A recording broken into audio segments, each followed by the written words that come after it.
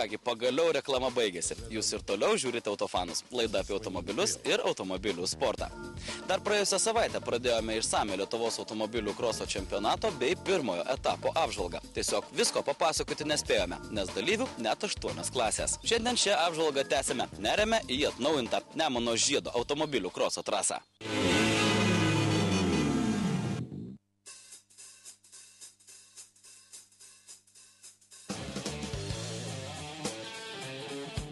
Praėjusią savaitę pradėjome pasakojimą apie atgaivintą vieną seniausių autokroso trasų šalyje, kuri įsikūrusi pačioje Kačerginės Nemuno žiedo širdyje. Būtent čia nugriaudėjo pirmasis Lietuvos autokroso čempionato bei pirmenybių etapas Kaunas 2010-ieji. Jau apžvelgėme divizijų D1400, Golf 3, M1600 bei M2000 kovas. Na, o šiandien pasižiūrėsime, kokios batalijos virė tarp galingiausių šių varžybų klasių automobilių.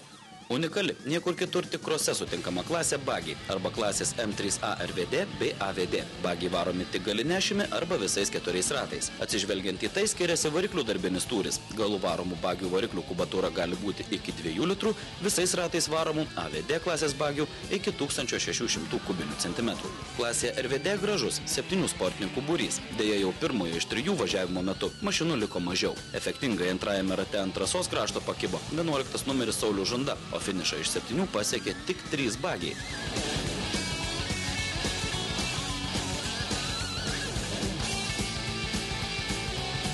Vienvaldis lyderis 213 numeris Saulius Venslovas, o žiūrint iš šalies, jam nervus pakutenti galėjo tik vienas varžovas – Vytautas Kuras, 23 numeris. Šis lenktynininkas tą ir darė. RVD klasės lyderį Vytautas spaudė nuo važiavimo pradžios iki pabaigos. Deja, nesėkmingai. 213 savo poziciją dangstė ir nervus kontroliavo puikiai, nežiūrint į tai, jog pagrindinis varžovas kvėpuoja į nugarą.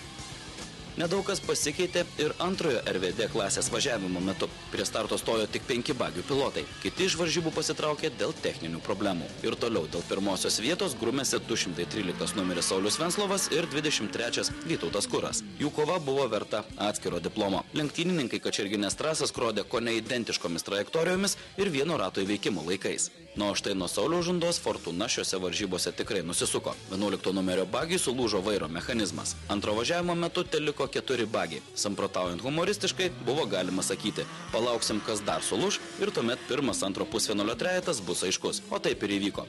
Bagiai technika trapi. Lenktynininkai vengia kontaktinės kovos ir dažniau imasi psichologinio spaudimo. Todėl kiekvienas rimtas smūgis išveda mašiną iš rikiuotės. To įrodymas – finalinis važiavimas. Teliko 4 bagiai. Berods viskas turėjo susidėlioti į savas lentynas. Juk atsitiktinumų nebūna. Lyderiai ir toliau tie patys. Tačiau 8 finalo ratų metu dramatiškų nesėkmių pirmo Lietuvos autokroso pirmenybių etapo varžybose ir vėl nestigo. 23 numeris Vytautas Kuras, kuris tvirtai laikė antrą poziciją, galėjo nusigraužti savo nagus. Greičiausiai dėl gedimo jis dingo iš akiračio neįveikęs visos finalo distancijos. Jo vietą tuoj pat užsėmė 116 numeris varžybose 3 poziciją saugojas Arūnas Lepšys. Bet ir šią vietą jis džiaugiasi neilgai. Jį įveikė varžybas nelabai sėkmingai pradėjęs Virgilijus Deveikis 30 starto numeris. Po kelių ratų sportininkai išsibarstė trasoje. Realiai jau niekas nelenktyniavo, tik palaikė tempą ir suko paskutinius ratus iki finišo. Etape nugalėjo 213 numeris Saulius Venslovas, antras Virgilijus Deveikis, trečias Arūnas Lepšys, 116 starto numeris. Visais ratais varomų bagių klasė AVD dėja tik 3 sportininkai. Nors didelių intrigų čia tikėtis ir nereikėjo, tačiau gausų žiūrovų būrys galėjo įvertinti šios unikalios technikos pranašumą. Efektingi pagreičiai ir tiksli vairavimo technika tikrai verti dėmesio. Jei galų varomi bagiai daugiau vairuojami galinešimi slystant, tai šios bitės posūkiuose sau gali leisti dar daugiau. Tiesa, vieno rato įveikimo laikai lyginant su RVD klase skiriasi labai nežymiai. Pirmo ir antro važiavimo metu santykius aiškinosi broliai Raimondas ir Andrius Pupieniai, 277 ir 177 numeriai. Trečias visų važiavimų metu ne tas garsusis solistas, o bagio lenktynininkas Virgilijus Noreika, 377 numeris. Jei neklystame, vienintelis apsikeitimas pozicijomis įvyko antrojo važiavimo metu, kuomet ką tik minėtieji broliai apsimainė pirmąją vietą. Finale visi 3 Skorpiono komandą atstovaujantys lenktynininkai garbingai užbaigė visą distanciją. Vadinkim, gražiai atidirbo žiūrovams ir sąžiningai pasidaliojo prizinės vietas. Nors, manau, kiekvienam lenktynininkui smagiau tapti nugalėtojų tuomet, kai kovoja daugiau nei 3 varžovai. Pirmasis AVD klasėje Raimondas Popienis, antras jo brolis Andrius, trečias Virgilijus Noreika.